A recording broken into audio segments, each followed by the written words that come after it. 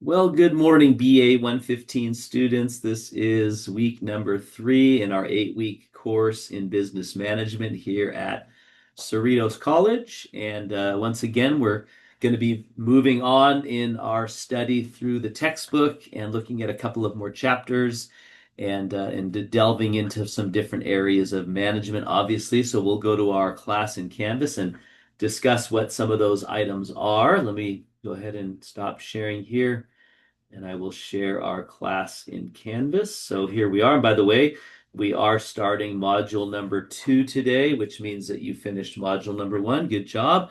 Keep up the good work. I did start grading. I got a little behind on it because I want to be able to give you some substantial feedback on your, especially on your current event assignment that you did in week number 1. So I'm still catching up on that, but I should be able to get caught up this week and be right on top of the grading for the course.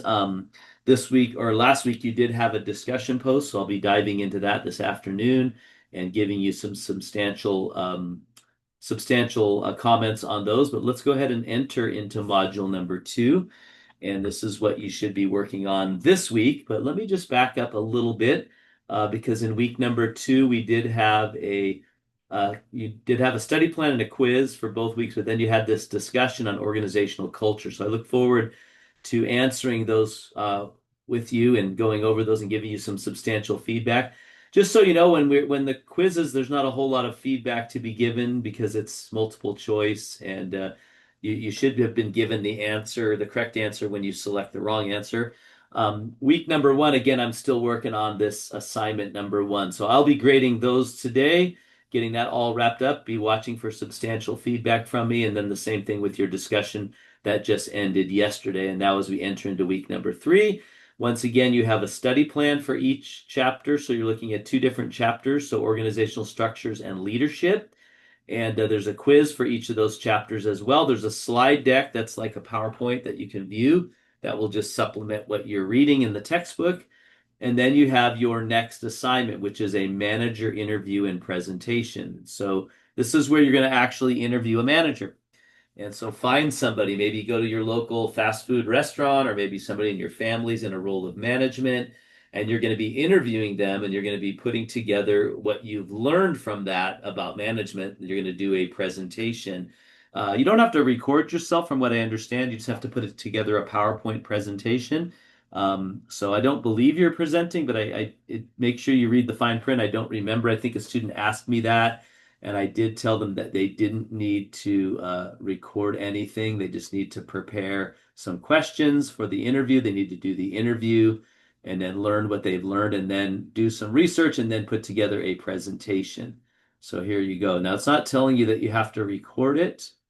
Let's see. Did you communicate your findings in a professional manner using clear language and appropriate tone? So maybe it is saying you're supposed to record it, but it doesn't really explain how.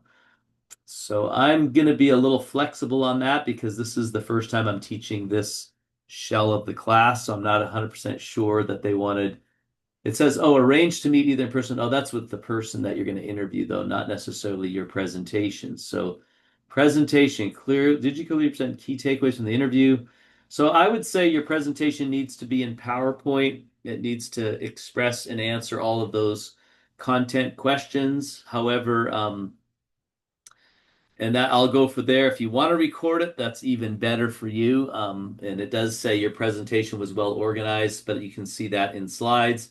Did you communicate your findings in a professional manner using clear language and tone? That can also be viewed in your slides, not necessarily in a video presentation. So if you want to record a video, however, I will give you extra credit for it because I think that's very valuable for you to do that. And by the way, if you use PowerPoint, you can record yourself in PowerPoint by just going to the slideshow setting, and there's a record button, and it should allow you to turn on your video and audio right there, and you can actually record yourself with your presentation in your background.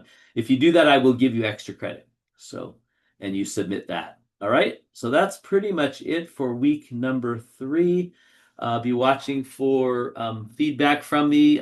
If you have any questions or concerns, make sure you go to the communication plan and find the best way to get a hold of me and communicate with me, and I will get a hold of you, and we will communicate. So have a great week number 3, and you will see me all on video again next week. And by the way, really quick, if you do need to get a hold of me, I do have a bookings link in my communications plan. That's probably the best way. You can set up a Zoom meeting with me to go over anything. Or, of course, you can email me or you can text me.